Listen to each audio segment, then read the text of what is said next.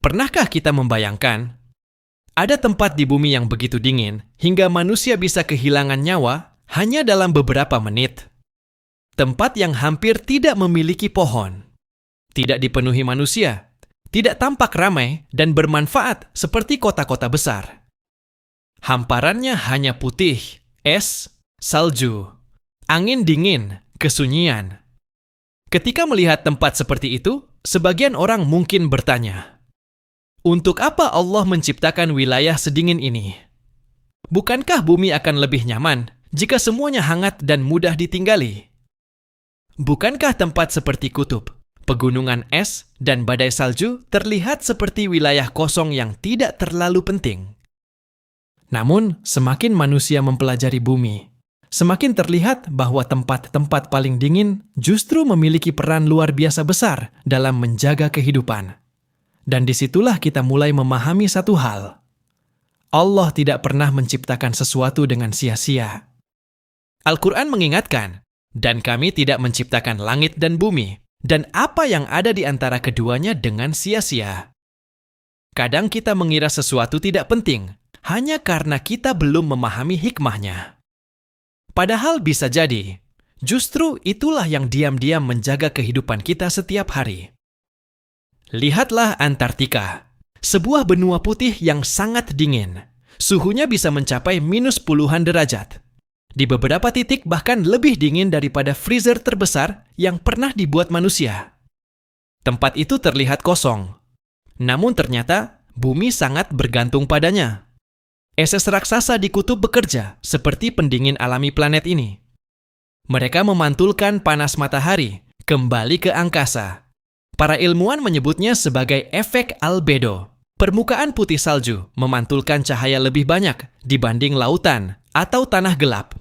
Artinya, keberadaan es membantu bumi agar tidak menyerap terlalu banyak panas. Bayangkan, jika seluruh wilayah putih itu hilang, bumi akan menyerap lebih banyak panas. Suhu global meningkat lebih cepat, cuaca menjadi semakin ekstrim, kekeringan bertambah, banjir makin sering terjadi. Ternyata tempat yang terlihat tidak berguna justru ikut menjaga keseimbangan seluruh dunia. Subhanallah. Kadang Allah menyimpan manfaat terbesar di tempat yang paling jarang diperhatikan manusia. Dan bukan hanya itu. Es dan salju juga menyimpan air tawar dalam jumlah luar biasa besar. Sebagian besar cadangan air tawar bumi ternyata tersimpan dalam bentuk es. Ketika salju di pegunungan mencair perlahan, airnya mengalir menjadi sungai-sungai yang menghidupi kota, sawah, hewan, dan manusia. Banyak negara bergantung pada salju gunung untuk sumber air mereka. Jadi saat kita melihat gunung bersalju yang tampak sunyi dan dingin, sebenarnya di sanalah tersimpan kehidupan bagi jutaan manusia. Allah menciptakan sistem yang sangat sempurna. Air tidak langsung turun, sekaligus dalam jumlah besar yang menghancurkan bumi. Sebagian disimpan dulu dalam bentuk salju dan es. Lalu dicairkan perlahan sesuai kebutuhan kehidupan. Betapa luar biasanya pengaturan Allah.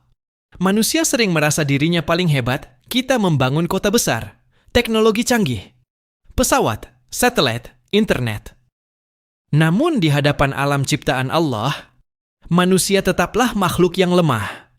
Satu badai salju saja bisa melumpuhkan kota besar. Bandara berhenti beroperasi, jalan tertutup, kendaraan tak bisa bergerak, listrik mati, aktivitas lumpuh total.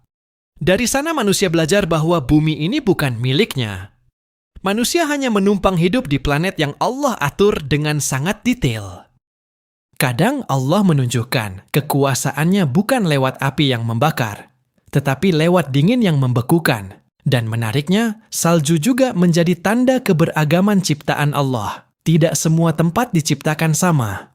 Ada gurun yang panasnya ekstrim. Ada hutan tropis yang lembab. Ada lautan luas. Ada pegunungan bersalju. Semuanya memiliki fungsi masing-masing. Kalau seluruh bumi memiliki cuaca yang sama, keseimbangannya justru bisa rusak. Kita sering menginginkan dunia yang hanya nyaman menurut versi manusia. Padahal Allah menciptakan bumi dengan keseimbangan yang jauh lebih luas daripada sekadar kenyamanan sesaat. Bahkan dingin pun memiliki tugasnya sendiri. Dan tahukah kita, di balik salju yang tampak sederhana, Allah menciptakan detail yang sangat menakjubkan. Setiap kepingan salju memiliki bentuk unik. Para ilmuwan menemukan bahwa hampir tidak ada dua kepingan salju yang benar-benar identik. Bayangkan, miliaran kepingan salju turun dari langit dengan bentuk berbeda-beda. Siapa yang mengaturnya? Siapa yang membentuk pola seindah itu? Manusia mungkin bisa membuat mesin, tapi manusia tidak mampu menciptakan satu kepingan salju dengan seluruh detail sempurnanya. Semakin manusia meneliti alam, semakin terlihat keterbatasannya sendiri, dan semakin terlihat keagungan Sang Pencipta. Salju juga mengajarkan ketenangan. Coba perhatikan suasana ketika salju turun. Dunia menjadi sunyi, langkah kaki terdengar pelan, angin terasa lembut. Ada ketenangan yang berbeda, seolah Allah ingin menunjukkan bahwa tidak semua kekuatan harus hadir dalam suara keras. Kadang keindahan terbesar hadir dalam kesunyian, kadang tanda kebesaran Allah hadir dalam warna putih yang sederhana. Dan warna putih salju sering mengingatkan manusia pada kesucian, bersih, tenang, hening. Tidak heran banyak orang yang melihat hamparan salju untuk pertama kali langsung merasa kagum. Hati manusia secara fitrah memang mudah tersentuh ketika melihat kebesaran ciptaan Allah. Namun sayangnya, manusia sering hanya menikmati keindahan alam tanpa merenungkan maknanya. Kita memotret salju. Kita mengagumi gunung es. Kita menikmati pemandangan musim dingin.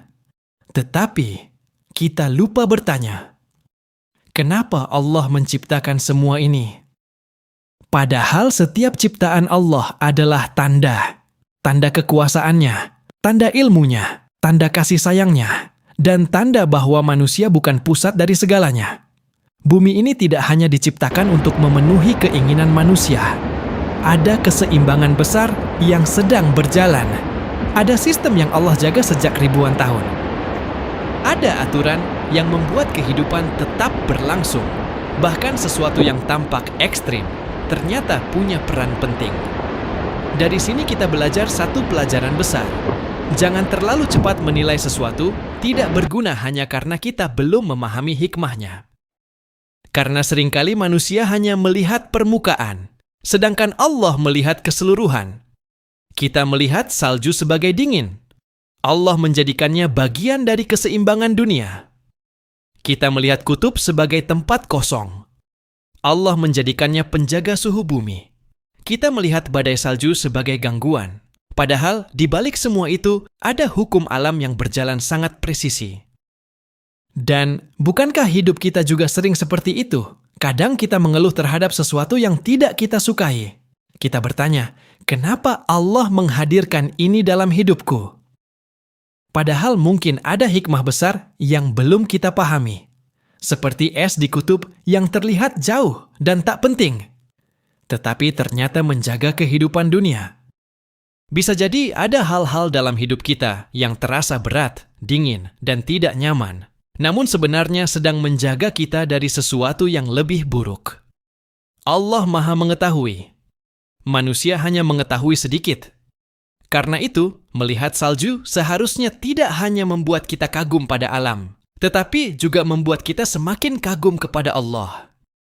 Kepada Zat yang menciptakan dingin dan panas, menciptakan hujan dan kekeringan, menciptakan gunung dan lautan, menciptakan bumi dengan keseimbangan yang luar biasa rumit, namun tetap berjalan sempurna. Dan semakin kita memahami ciptaan Allah, seharusnya semakin kecil rasa sombong dalam diri kita. Karena ternyata manusia hanyalah bagian kecil dari sistem besar yang Allah atur. Hari ini kita hidup nyaman di kota yang hangat. Tetapi kenyamanan itu ternyata ikut dijaga oleh tempat-tempat dingin yang jauh dari kita, oleh es-es yang mungkin tidak pernah kita lihat langsung, oleh salju yang turun di pegunungan jauh, oleh kutub yang tampak sunyi. Semuanya saling terhubung, semuanya bekerja dalam kehendak Allah. Maka sekarang pertanyaannya bukan lagi, untuk apa Allah menciptakan tempat sedingin ini? Tetapi, berapa banyak ciptaan Allah yang sebenarnya luar biasa penting, namun belum kita pahami hikmahnya. Dan mungkin Itulah yang membuat manusia harus terus belajar rendah hati, karena semakin luas ilmu manusia, semakin terlihat bahwa kebijaksanaan Allah jauh melampaui apa yang mampu dipahami manusia.